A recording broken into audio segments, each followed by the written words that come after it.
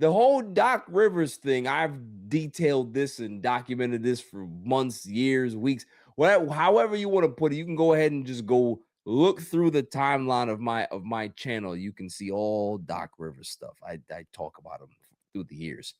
And I would have thought that it would be a reporter that would break some news.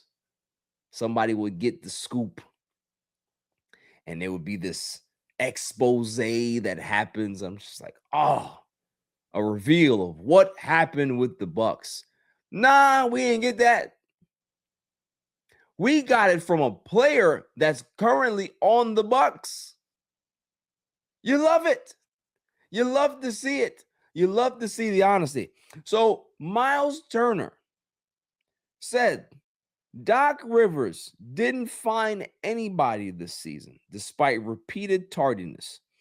Giannis was most likely the player to be late. Giannis was always late. He's getting preferential treatment. So this is what Turner said. Turner said guys were late all the time. Guys were showing up to film when they wanted to show up. Guys were missing meetings. It was one of the craziest things I personally ever experienced.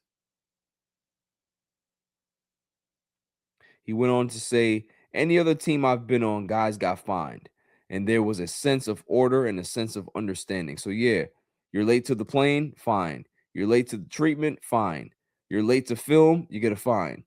But I personally did not experience that last year for the first time in my career. So we'll see what Taylor Jenkins does, our new coach. What a shot at Doc Rivers. Listen, you love to see it, okay? You love to see active players kicking the backs in of coaches, especially retread coaches like Doc Rivers.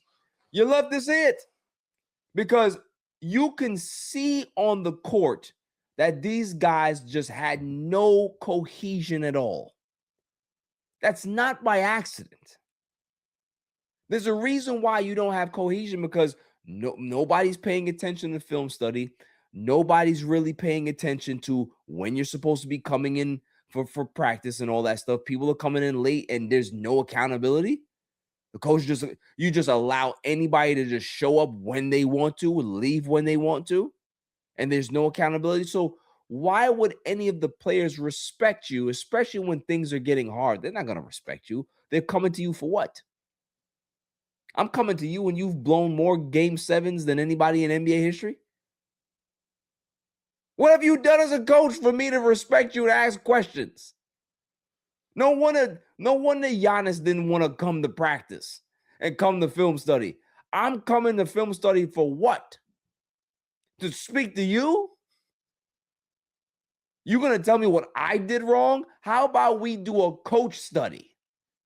And we can be able to tell you what you did, what you and your staff did wrong. How about that? Unbelievable. But this is what I expected. This is not shocking to me. It's Doc Rivers. He couldn't lead you out of a Macy's parking lot. I love to say that, but it's true. He couldn't lead a parade. He's not a motivator. He's not somebody that has his pulse on the team. He has no idea what's happening. He's a weasel and a retread hire that has finally realized that nobody wants him in the NBA anymore, so he's forced to retire. You think that some team calls him right now that he wouldn't think about coming back? But guess what's not happening? The phone ain't ringing. That's what's not happening. That's why he's leaving.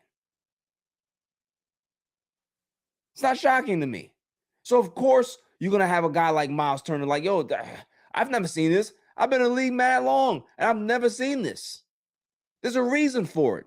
Because some coaches out there, if not all of them, have respect for themselves, and they have respect in regards to the organization and the players. To the point where you're going to be able to hold these grown-ass men that are getting paid millions of dollars accountable. You can't come here late, bruh. Film studies at 3:15. You're here at 3:15, which means you're late. Give me that money. Oh, you're late to the team playing? The team playing is either going to leave you, you're going to have to figure yourself out, come to the game the way you want to, or you're going to have to pay this money. But to have a coach that just does none of that stuff, you're a substitute teacher. That's all you are. When the real teacher's out and the sub comes in, nobody pays attention to the sub. Everybody's clowning and making jokes, and the classroom is loud as hell. The substitute teacher has no rapport with the students. It's party time. Well, let the teacher come back. There was a time where I remember we had it in our class, right? So bell rings, teacher's not there. Everybody looks at each other like, yo, teacher not here. We get an off day. So substitute pulls in, and everybody's loose now. Everybody's lax and clowning around, right? Lo and behold, real teacher comes back. And the real teacher said, oh, I wasn't gone. I just wanted to see how y'all was going to react. And boy, did I get my answer. So everybody's going to be in trouble now. We're going to have a pop quiz. So that's what happens. Accountability structure? No accountability structure. What do you think people are going to go ahead and want more? The one that doesn't have the accountability structure. Gotta be able to do what I want. There's no ramifications for my actions. I can be late. I can not have my homework. It doesn't matter what I do. But that accountability structure makes you look in the mirror, makes you be professional, makes you have to be on your P's and Q's. And Doc Rivers doesn't do that. The only time that a Doc Rivers team ever looked good and they held each other accountable was back in 2007, 2008. You know why? They held each other accountable because you had 3 Hall of Famers on that team. They didn't need Doc Rivers to win that championship. You could have rolled somebody out there and coached that team, and they still would have won.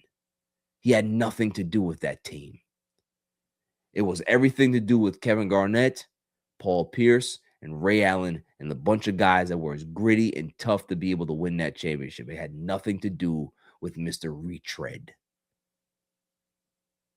So this doesn't shock me at all.